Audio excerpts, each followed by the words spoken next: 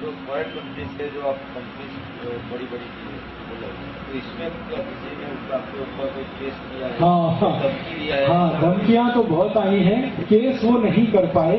धमकियां तो बहुत आई, अभी भी आती हैं। सबसे ज्यादा धमकी पेप्सी कोका कोला से आती है, क्योंकि ये अभियान हमने शुरू किया, उसमें सबसे ज्यादा मार अगर पड़ी है तो पेप्सी कोका कोला को पड़ी, क्योंकि जगह जगह हमने जो इन्वेस्टिगेशन कराए उसकी रिपोर्ट हमारे फेवर में आई, पेप्सी के खिलाफ है। और आज पूरे देश में ये स्थिति है कि जब मैं यहाँ आया था तो मैंने पता नहीं बोला क्या, 1998 में पेप्सी और कोका कोला की एक साल में 700 करोड़ बोतलें बिकती थी, आज 50 करोड़ भी नहीं बिकती एक साल। और आप उनके किसी भी फैक्ट्री में चले जाइए हिंदुस्तान में, उत्तर दक्षिण को, सब फैक्ट्रियां बंद है जैसी हैं।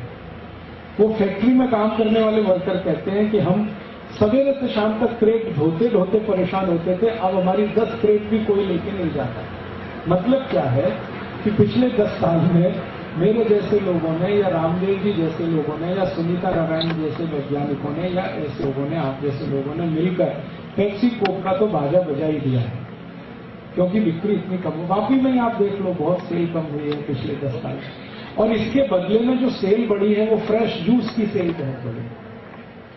गन्ने का रस, शिरडी का रस, मौसमी का रस, संतरे का रस, छोटी छोटी जगह। और चूंकि रस की डिमांड बढ़ी है तो उसकी सप्लाई बढ़ी है, सप्लाई बढ़ी है तो रस की कीमत भी गिरी है। पहले 10 रुपए गिलास था, अभी 5 रुपए 6 रुपए गिलास मिल जाता, ये भी हुआ।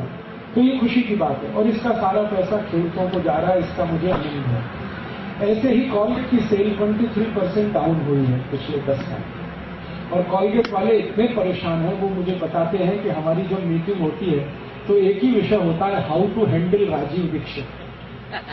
हाँ, उनकी चेयरमैन की, जो डायरेक्टर्स की मीटिंग होती है, उसका विषय ये है, हाउ टू हैंडल राजीव।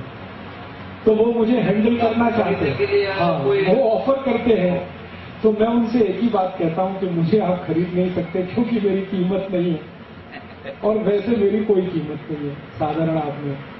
तो उनसे हर बार ऐसे ही कह के बात खत्म होती है। फिर मैं उनसे कहता हूं कि तुमको मेरी कौन सी बात है जो सबसे ज्यादा पिंच करती है?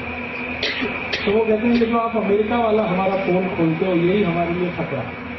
अमेरिकन कॉलगेट का मैं जो नाम लेके कहता हूं ना, अमेरिकन कॉलगेट पे वार्निंग प्रिंट है, ये इतना बड़ा खतरा है उनके लिए। वो कहते हैं कि अगर लोग इसको गंभीरता से सुन लेंगे तो हमारी ताकत नहीं कि हम कॉलगेट बेच पाए इस देश में किसी भी मदद से। तो उनकी सेल कम हुई है। हिंदुस्तान लीवर वाले मुझे बोलते हैं कि आपने 10 साल में हमारे 26 प्रोडक्ट मार्केट से आउट करा दिए, बोल बोलकर। उनके कई प्रोडक्ट हैं जो उन्होंने विड्रॉ कर लिए मार्केट से, क्योंकि अब बिकते नहीं।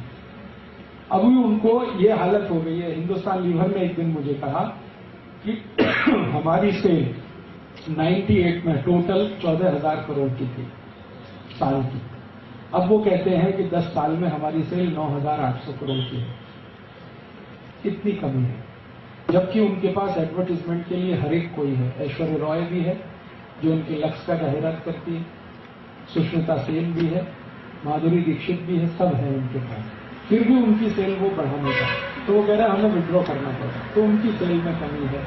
कई मल्टीनेशनल है जो दवा बेचने के लिए आए थे, वो भाग के चले गए। तो ऐसे 10 साल में कुछ रिजल्ट तो दिखाई दे रहे हैं, और कुछ ऐसे भी रिजल्ट दिखाई दे रहे हैं कि कई घरों में लोगों ने कहा है कि हमने आपके सभा में संकल्प लिया था, वो आज तक हम पालन करते हैं, पेप्सी नहीं पीते, कोक नहीं पीते। तो इस तरह का कुछ असर तो हुआ है, लेकिन मैं इससे संतुष्ट नहीं हूं, क्योंकि भारत इतना बड़ा देश है, उसके लिए ये असर बहुत